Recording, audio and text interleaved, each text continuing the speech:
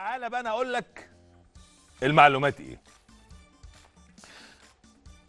كل اللي قلناه قبل كده سليم مليار في المية. مليار في المية. والقصة بتاعت النهاردة على فكرة الجواب بتاعنا او جوابات النهاردة 3 جوابات ومحدش قال كده. النهاردة في 3 ايميلات ظهروا او راحوا، وعلى فكرة مش مبعوتين لاتحاد الكورة عشان بس الناس تبقى فاهمة. اتحاد الكورة اصلا مش طرف ولا له علاقة بالموضوع ده.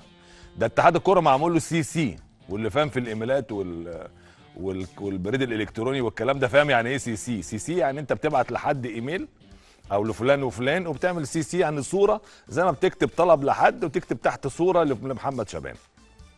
فانا بيجي لي صوره للعلم، لكن الجواب مش جاي لي. انا ماليش علاقه بالموضوع ده، اتحاد الكوره انا بتكلم. فاللي زق اولا اتحاد الكوره طرف في الموضوع ده مش فاهم حاجه مبدئيا يعني. ده المحامين والوكلاء والناس اللي مفوضهم كهرباء في التعامل في هذه القضيه خاطبوا الفيفا، فالفيفا رد عليهم. فالفيفا رد على فلان وعلى فلان وعلى فلان وبعت CC لاتحاد الكوره عشان اتحاد الكوره يبقى فاهم ايه اللي بيحصل.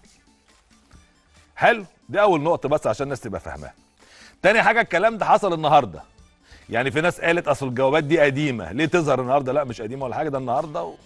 وممكن اقول لكم التاريخ بتاعها. وروني يا جماعه كده التاريخ الاول قبل ما نبدا الكلام. انا عايز التاريخ بتاع الجواب عشان بس قبل ما نبدا الكلام في الموضوع ونطرحه. اهو ده مبعوت يوم 27/12/22 الساعه 1:11 PM بعد الظهر مبدئيا، بس ده التاريخ بتاع الايميلات. ففي 3 ايميلات جم على ازمنه مختلفه. فانا هقول لكم ال3 ايميلات دول فيهم ايه عشان خاطر حضراتكم تطلعوا وتفهموا ايه اللي بيحصل، وعشان لما تيجي تعرف اصل المعلومه ومصدرها تعرفها من بوكس تو بوكس. الايميل الاولاني رقم 1 ده مبعوت اهو قدامنا اهو من الاتحاد الدولي لكرة القدم. دي صورة الميل من الاتحاد الدولي الشؤون القانونية. الاخ جورج هيريرو ده مدير بالشؤون القانونية، اسمه جورج هيريرو. بيقول ايه؟ باعت ليه المحامين بتوع كهرباء. يعني هقول لك دلوقتي حتى المحامين، يعني ممكن اقول لك برضو ايه مبعوت لمين. يعني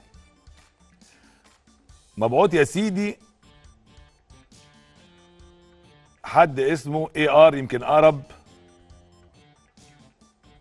ليجال فيرم، ده حد اسمه كده.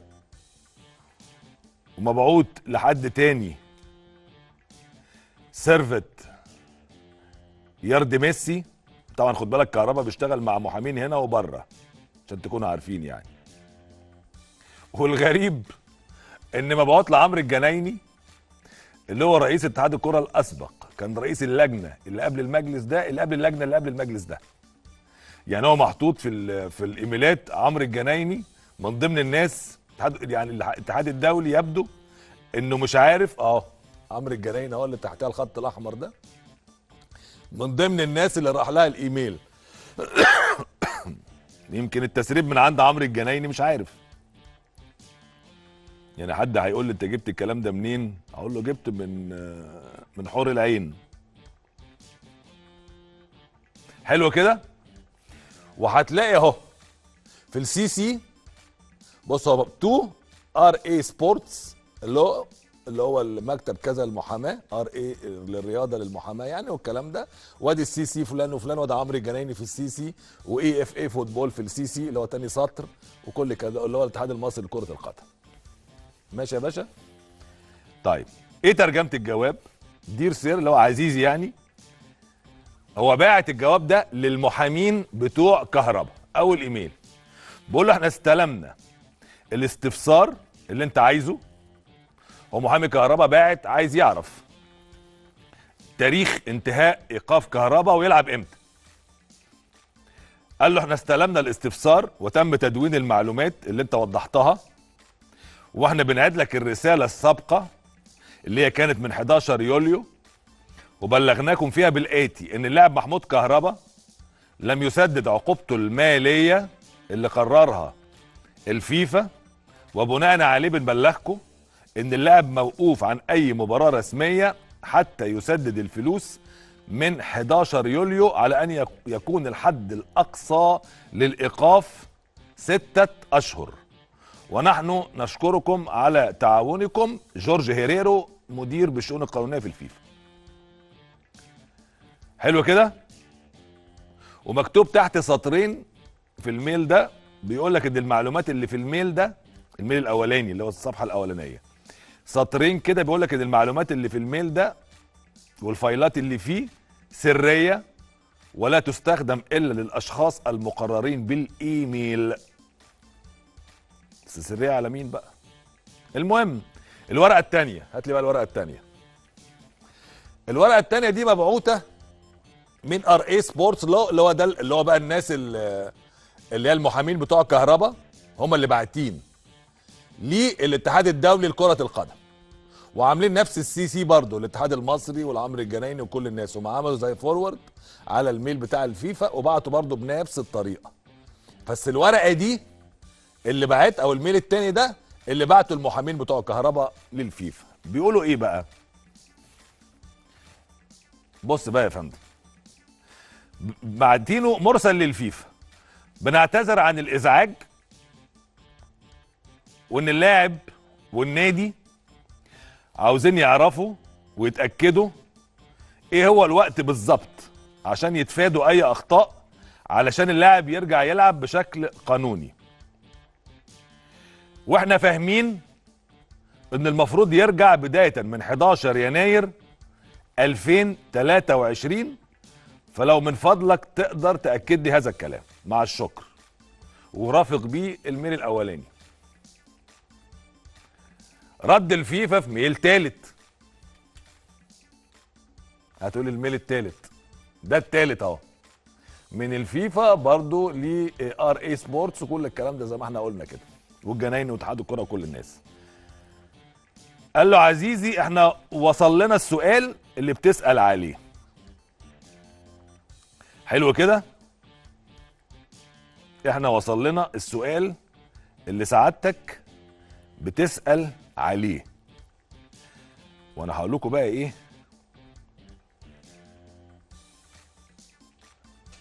ونقر باستلامنا المراسلات بتاعتكم، ونحيطكم علما بانك لازم تعرف المعلومات الوارده في المرفق الاول اللي هو الفايل الاولاني، يعني بنسميه احنا يا جماعه في الايميلات لما بيبقى فيه فايل كده جوه الايميل بتقولوا عليه ايه؟ ايوه اتاتشمنت. مظبوط. وفي هذا السياق نود ان نشير، بص بقى عشان الكلام ده بقى المهم بقى اللي ما حدش شغل نفسه انه يعرفه، لان الناس دلوقتي بقت للاسف تستسهل اي حاجه طالما معاه الكيبورد او معاه التليفون وبيكتب، ويطلعوا يقولوا كده في وسائل الاعلام.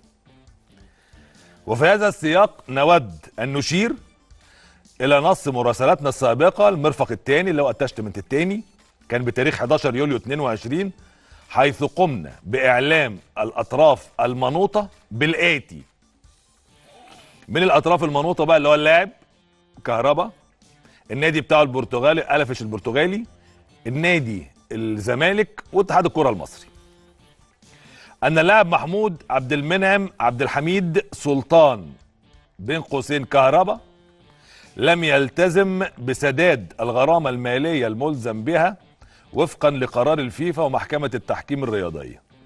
وفي هذا السياق نود ابلاغ الاطراف المنوطه بان الفيفا قررت ايقاف اللاعب بدءا من اليوم اللي هو 11/7/2022 عن المشاركه في المباريات الرسميه حتى يدفع الغرامه الملزم بها. هو موقوف لغايه ما يدفع الغرامه الملزم بها، وعلى ان تكون اقصى مده للايقاف هي 6 شهور، اي تنتهي 11 يناير 2023. حلو كده؟ ولذلك ومن اجل مبدا المساواه نود ان نشير الى البند الثامن الخاص، اسمع بقى الكلام ده والنبي عشان خاطري كده ودلدل ودانك، لان الكلام ده مهم مش هتسمعه غير مني، يعني حتى بتوع اللوائح ما عندهمش اصلا الميل عشان يفسروه، فالكلام ده مش هتسمعه مني. ممكن بعد الحلقه الناس تطلع تعرف ايه اللي في الايميلات فهتفسر احسن مني اللي هم مختصين باللوائح، لكن الكلام ده مش عند حد غير هنا، غير بوكس تو بوكس، مش هتشوف حته تانية، فركز معايا. ولذلك ومن اجل تحقيق مبدا المساواه نود ان نشير الى البند الثامن الخاص بلجنه فض المنازعات في الفيفا، وبيجيب لك بقى البند الثامن في اللائحه بتاعه فض المنازعات، بيستند اليه في الرد على المحامي بتاع كهرباء. بيقول ايه؟ والتي تم اعلانها يوم 13 اغسطس 2020، اللائحه دي اعلنت 13 اغسطس 2020، وتم الموافقه عليها جزئيا من محكمه التحكيم الرياضيه يوم 29 مارس 22، وتنص على الاتي. حلو كده؟ في حاله عدم سداد المبلغ وفوائده بواسطه المدعى عليه اللي هو كهرباء والنادي، العقوبه تضامنيه زي ما احنا عارفين في الحكم، اللي هو النادي البرتغالي وكهرباء، خلال 45 يوم. بس ده بند في العام، يعني ده بند بيشرع الموضوع في العام، احنا هم حاطين البند ده عشان يفهمك ان البند في اللائحه بيقول كذا، احنا بقى نطبقه على كهرباء، بيقول المحامي هتطبقه على نفسك. في حاله عدم سداد المبلغ وفوائده بواسطه المدعى عليه خلال 45، انا اي حد بيصدر ضده عقوبه زي دي خلال 45 يوم ما سددش، والتي يقوم خلالها المدعي انذار المدعى عليه، تطبق الشروط الاتيه. يعني خلال 45 يوم من اصدار العقوبه يجي المدعي اللي هو بينذر المدعى عليه اللي هو كهرباء والنادي البرتغالي عن طريق الاتحاد الدولي او اتحاد الكره او اي وات ايفر، يعني لو الناس دي ما سددتش في 45 يوم زي كهرباء كده ما سددتش خلال 45 يوم. حلو كده؟ تطبق الشروط الاتيه: 1، يتم ايقاف المدعى عليه عن لعب المباريات الرسميه حتى يدفع الغرامه، وتكون اقصى مده ايقاف 6 اشهر. يعني حتى يدفع الغرامه، يعني لو دفعها بعد شهر يلعب، بعد شهرين يلعب، بعد 3 شهور يلعب، بعد 5 شهور يلعب، بعد 6 شهور، لو دفعها بعد 6 شهور الا يوم، يعني لغايه 10 يناير يقدر يدفع يلعب. طب لو ما دفعش لغايه 11 يناير حد اقصى للايقاف يبقى 6 شهور. والعقوبه السابق ذكرها يتم رفعها فورا في حاله دفع الغرامه، حتى اذا لم تستكمل مده الايقاف باكملها. يعني اذا حتى ما استكملتش ال6 شهور في الايقاف ودفعت الفلوس تلعب، ده اللي قلناه. في حاله بقى ان المبلغ لم يتم دفعه نهائيا بنهايه فتره الايقاف، ده كما هو الحال بقى عندنا احنا في القصه بتاعتنا، فانه وفي خلال او بعد 3 فترات قيد متتاليه يتم تحويل المساله، الموضوع كده برمته كده، وفق طلب